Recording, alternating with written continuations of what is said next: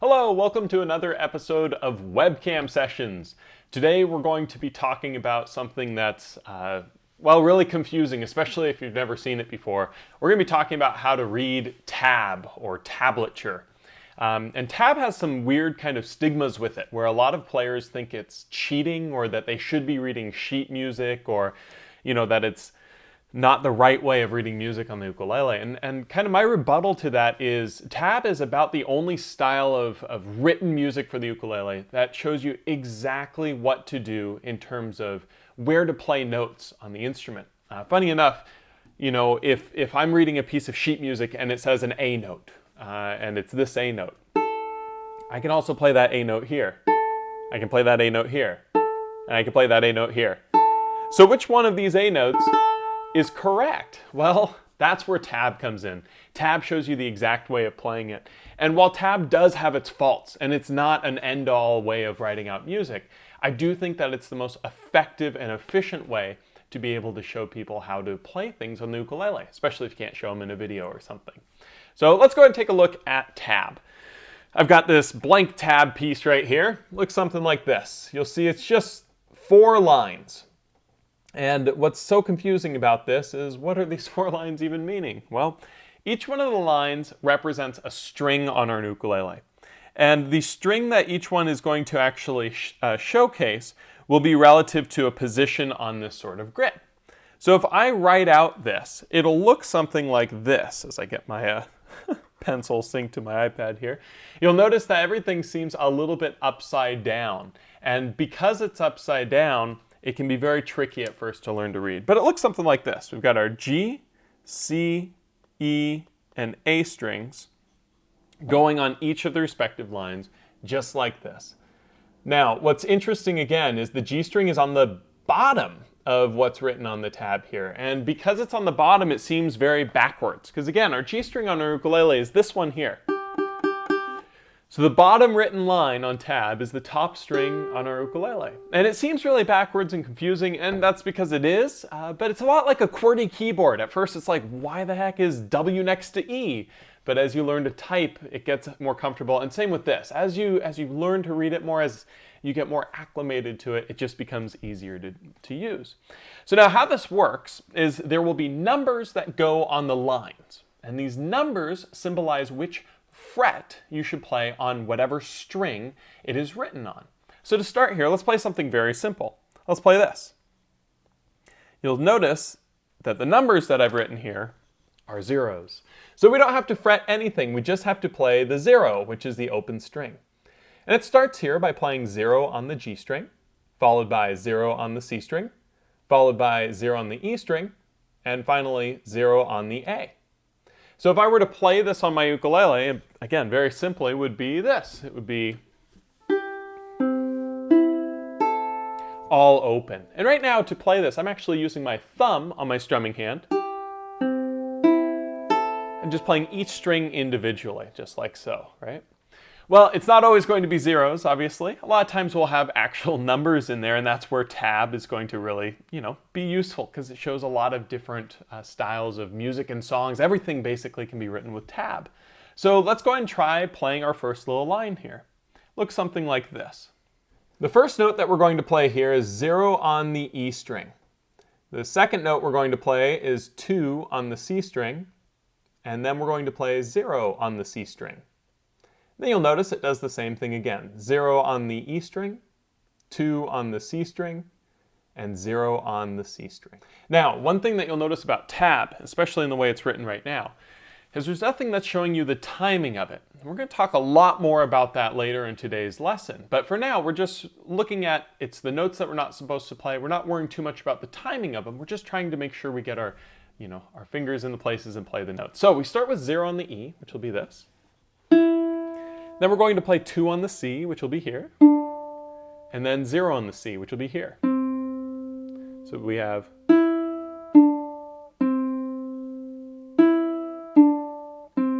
Now I'm defaulting to using my middle finger here on the 2nd fret of the C string just because it's the only fret that's actually listed, number 2. And so whenever I am down here within the first 4 frets, I like to keep 1 finger per fret when I can. And this is a great instance of that because 2 is the only number that's played. I like to use my middle finger there. Are you wrong to use your index or ring in this case? No. We're going to learn more about how to look for that in a moment here. But that's our first little thing that we're playing, right? Very simple. And you might recognize that song is Hot Cross Buns, right? Which I played on the recorder growing up way too much. So now let's go ahead and look at the next element of tab here, which is when tablature starts to utilize more than 1 note played at the same time. So oftentimes with a piece of tab, you'll see something like this written.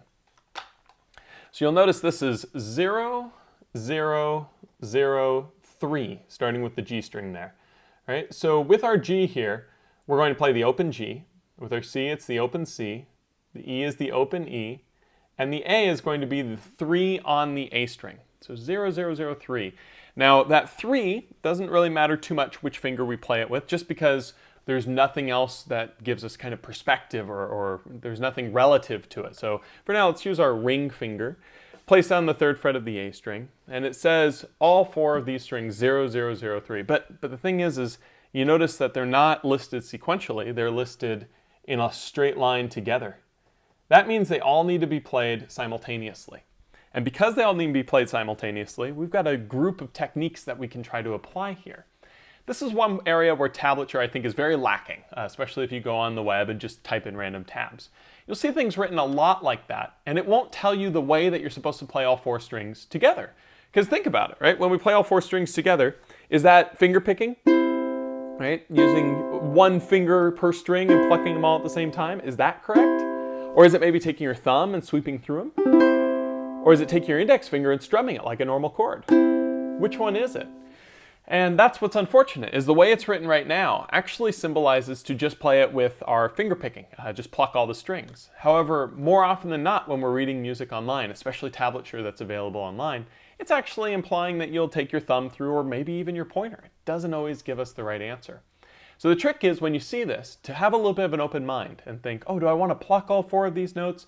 Do I want to sweep into them? What do I want to do? And the answer usually is, where's the melody note of whatever you're playing? And the melody note's the most important note, the note that the singer would be vocalizing. And that's usually going to be the last note you play. And the last note we play here is the A string. So using the thumb to sweep through works really nicely because we can give just a little extra oomph to that A string. But if you're looking at a really complete tab, you'll see there's a lot of different ways these can be written out. If you go to my website, mattukulele.com, I've got a whole tablature section where I've got a bunch of free tabs that you can download and try out, from Bon Jovi's Livin' on a Prayer to some Christmas classics to some actual classical music, lots of different stuff. And you'll notice that I always, with that, will give different markers to tell you if I'm trying to strum with my index finger, if I'm trying to sweep through with my thumb, or if I'm trying to finger pick and pluck the strings.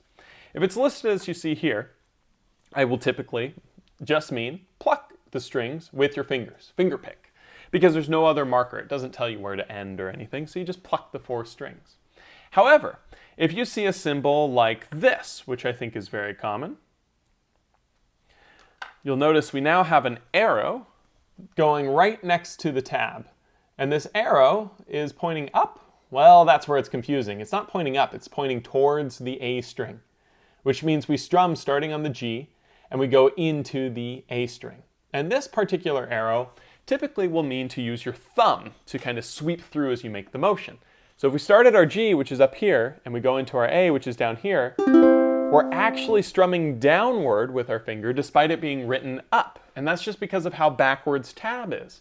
I know it doesn't make sense at first, but again, just like a keyboard, eventually you stop thinking about it and it starts to come pretty easily.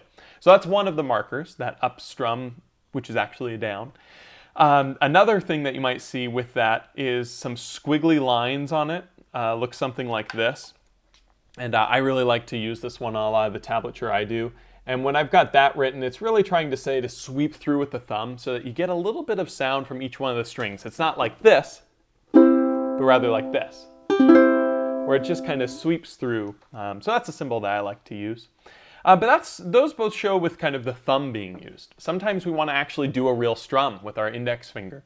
And in that case, what we'll actually notice are these two symbols. First one looks like this. It's a little half box above the 3 on the A. So it's not that it's above the 3 on the A, it's above the whole thing itself. And this means a down strum, as in with your index finger going down. So if you see that marker, pick stroke down they call it, I like to do that sort of motion with it. And the antithesis to that, well, what goes down must come up, a little backwards there unless you're strumming a ukulele, looks something like this.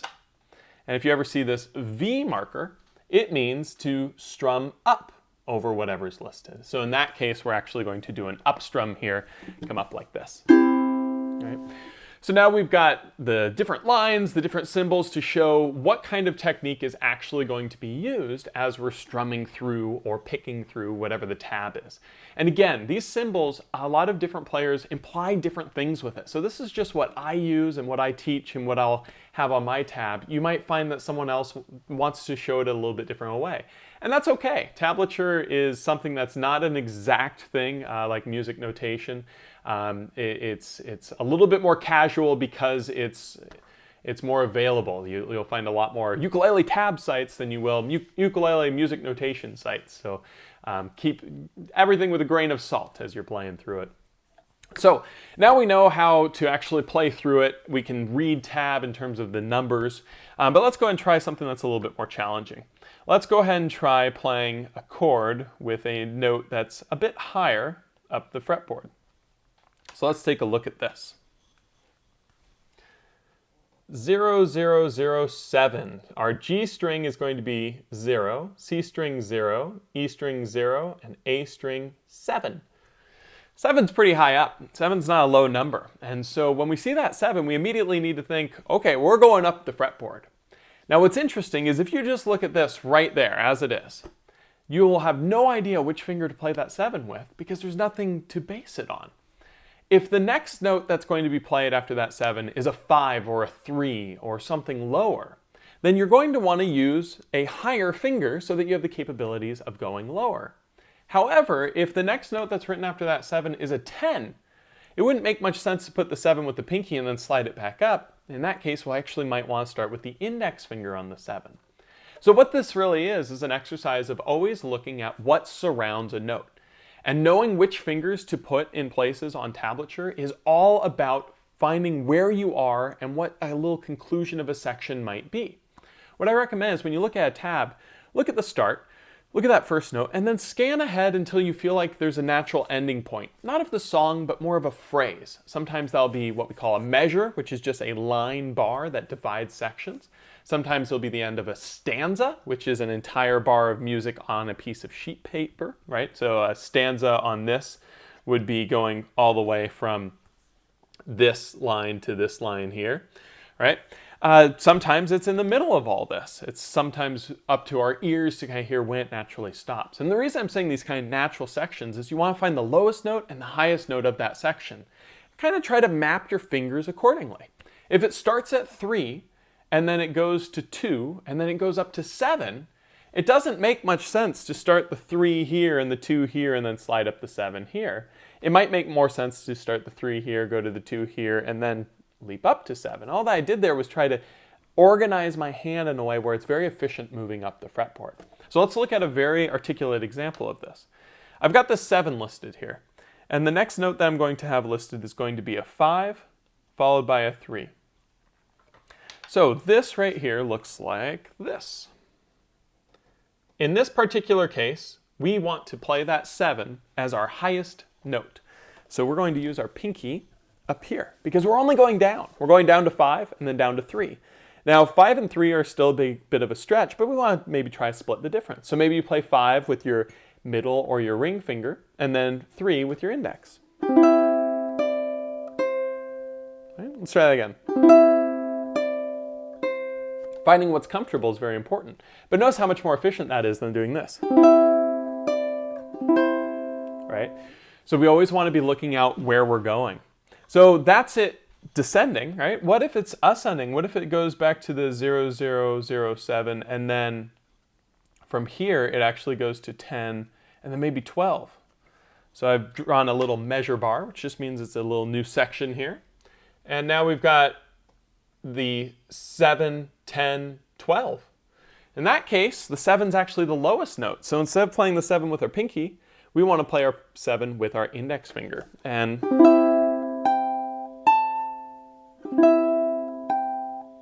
space accordingly. Because again, if I go, that's inefficient, or if I go, that's inefficient as well. So it's always looking about where you're at and making that conscious decision to adapt it to what's being played. Right? So now let's go ahead and take a look at a song, because we got to play a song today, just so that we can be working with tab. I think in a future episode we'll be working on some embellishment techniques that go with tablature, things like hammer-ons, pull-offs, bends, those sort of things. So be sure to continue checking out these videos for that one coming later. But for right now, let's go ahead and play a little bit of Mary Had a Little Lamb, which is a very, very not fun song when you think about it, but I like this arrangement. I think it sounds pretty good. So it looks something like this. Now look at all of these numbers. Crazy, right? Well, all of these numbers are just trying to tell you what to play. So we start at the very beginning up here, and we play 0, 0, 0, 7. Then we play 5 on the A, then 0, 0, 0, 3, then 5 on the A, then 0, 0, 0, 7, right? You can see how it continues to move here. So the first little section of this actually sounds something like this.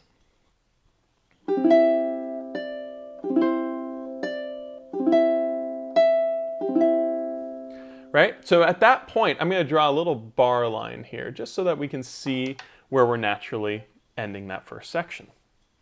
So let's go ahead and give this a go. So go ahead and try playing from here. We're going to play that 0, 0, 0, 7. Then we're going to play the 5 on the A. Make sure that you're using a finger that's going down, because we're going down to the 0, 0, 0, 3. Then back up to the 5, 0, 0, 0, 7, 7 again, 0, 0, 0, 7, right? Pretty simple. Now the beginning of this next bar here is a little bit more challenging. 0, 5, 7, 5. So when you start seeing numbers like that, it can be really tricky to figure out where to move, where to go. And what I'm recommending here for a fingering is actually taking your index finger, barring it across the 5th fret of the C, E, and A strings, and then adding the ring finger on the 7th fret here on the E. You can also do this chord with your index finger here on 5 of the C, ring finger here on 7 of the E, and middle finger here on 5 of the A. Same chord, same result, right? One might be more comfortable than the other, which is why you might want to use it. But the next section sounds something like this.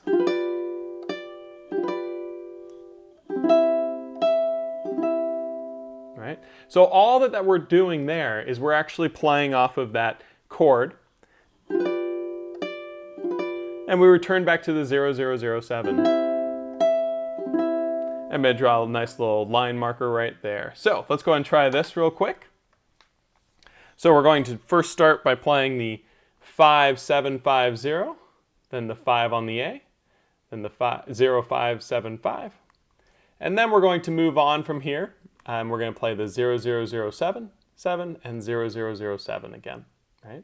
Now the next section is actually a repeat of the first section, which is pretty nice. So that next section sounds just like the very beginning. That's going to be something like this.